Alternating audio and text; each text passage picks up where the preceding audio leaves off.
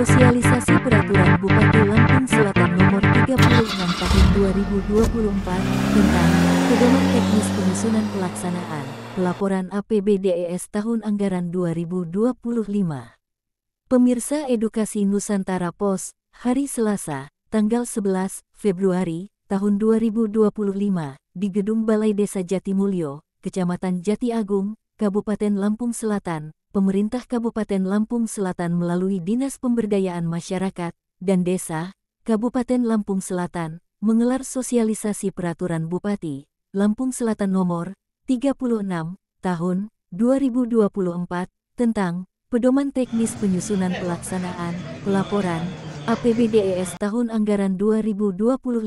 Sosialisasi ini bertujuan agar dapat memahami serta mentaati peraturan dan membentuk individu menjadi anggota masyarakat yang produktif, bertanggung jawab, dan dapat berinteraksi dengan orang lain secara harmonis, dan untuk mengembangkan kemampuan berkomunikasi secara efektif, memperoleh ilmu pengetahuan, wawasan, dan keterampilan, serta mengetahui nilai-nilai, norma, dan budaya di masyarakat agar dapat membiasakan diri berperilaku sesuai dengan nilai-nilai yang ada di masyarakat dan menanamkan nilai-nilai dan kepercayaan pokok yang telah ada di masyarakat agar dapat beradaptasi dengan perubahan sosial. Kegiatan ini dihadiri ratusan pejabat pemerintah desa, Kecamatan Jati Agung dan Kecamatan Natar, serta pendamping desa, sekaligus pendamping Kecamatan dan pendamping Kabupaten, Camat Jati Agung, beserta jajarannya, dan Camat Natar, serta jajarannya, Kepala Dinas Pemberdayaan Masyarakat dan Desa beserta jajarannya. Suasana begitu antusias dalam membahas tentang BUMDes. 2025 Kepmen itu tidak harus di BUMDes, ya kan? Kenapa kita harus di BUMDes? Karena menurut pengalaman kami menyertakan modal puluhan juta yang kembali nggak nyampe belasan juta, nggak sampai, ya kan? Nggak sampai. Yang diatur itu adalah yang pertama boleh di BUMDes, boleh di kelompok-kelompok tani, atau boleh di pihak ketiga. Kenapa kita pilih harus ke BUMDes, ya kan? Karena gini Pak, kalau seandainya kita ke BUMDes mau narik uang itu lagi agak susah, tetapi kalau kita ke kelompok tani bisa bekerja sama Pak. Uang yang kita berikan itu anggap saja kerjasama dan uang pokoknya harus kembali. Bisa kita atur di tahun depan untuk kepentingan masyarakat yang berupa jalan. Misalnya di desa saya 1,2 miliar berarti kan 240 juta Pak. 240 juta itu kalau tahun depan kembali lagi itu bisa berapa ratus meter Pak untuk jalan. Artinya mohon kebijakannya jangan sampai kita ini Lampung Selatan khususnya Jati Agung mewajibkan harus ke BUMDes Pak. Sementara BUMDes itu banyak yang nggak paham tentang ketahanan pangan.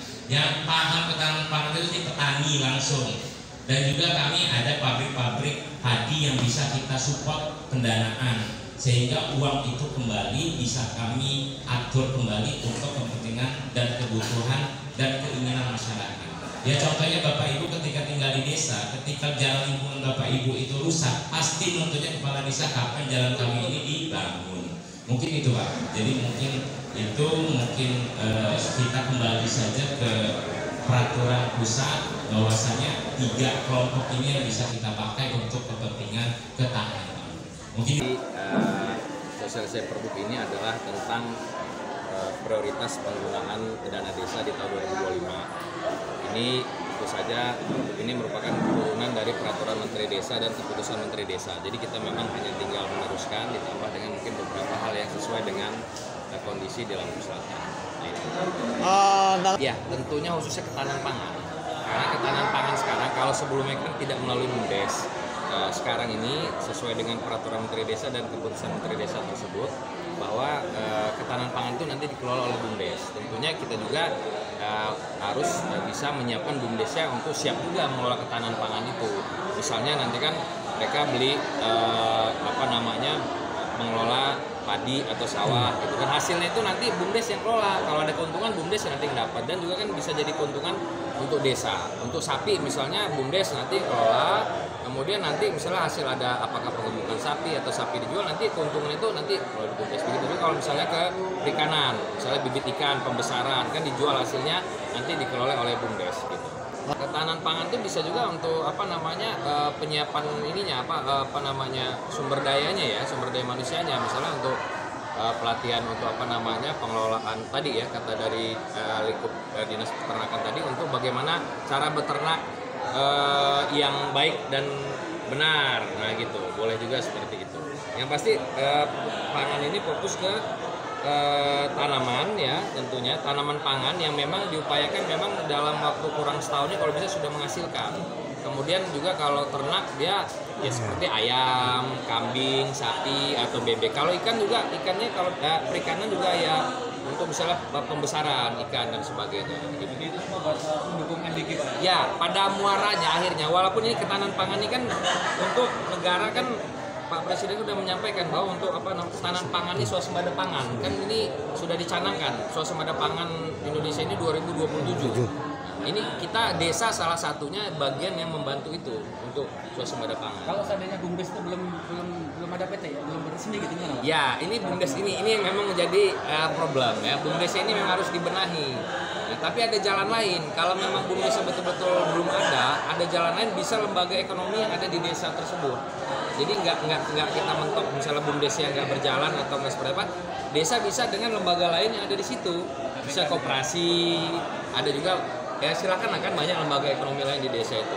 Nah, kalau memang mentok juga itu TPK, tim pelaksana kegiatan, tapi itu udah langkah terakhir lah. Maksud kita ini momen untuk membenahi BUMDes yang ada di desa gitu. Ya, biasa kalau tunjangan kan memang sudah ada itu. Kalau BUMDes sih itu baiknya memang kalau awal itu memang harusnya kalau BUMDes itu didorong untuk kalau memang dia sudah menghasilkan PADes. Contoh kayak Rejo Mulyo lah. Nah, kan itu sudah bagus tuh, BUMDes terbaik kita. Se-Indonesia, se-Lampung ini, bahkan Indonesia ini sudah diakui BUMDes model seperti di Rejo Mulyo. Nah itu modelnya, kan mereka gajinya tuh dari hasil mereka usaha. Di Lampung Selatan ada berapa BUMDes yang dinyatakan sehat sih Pak? Separuh lebih lah ya kita bilang, separuh lebih ada. Kita ada 3 klaster lah ya untuk tipe BUMDes. Ada tim BUMDes yang memang memiliki PAD ya, sehat dan memiliki PAD. Ada BUMDes yang ada tapi mungkin belum memiliki PAD, kadang ada kadang tidak. Ada juga memang BUMDes yang memang ya belum baik lah gitu. Baik lah. Pembinaan yang dilakukan? Ya. Pembinaan yang dilakukan? Ya, kita ya artinya mendorong lah ya. Artinya paling nggak untuk misalnya untuk restrukturisasi dulu revitalisasi BUMDes, pergantian menahan. Dan untuk Jati Agung BUMDesnya semua bagus. Dalam artian sudah berbadan hukum semua.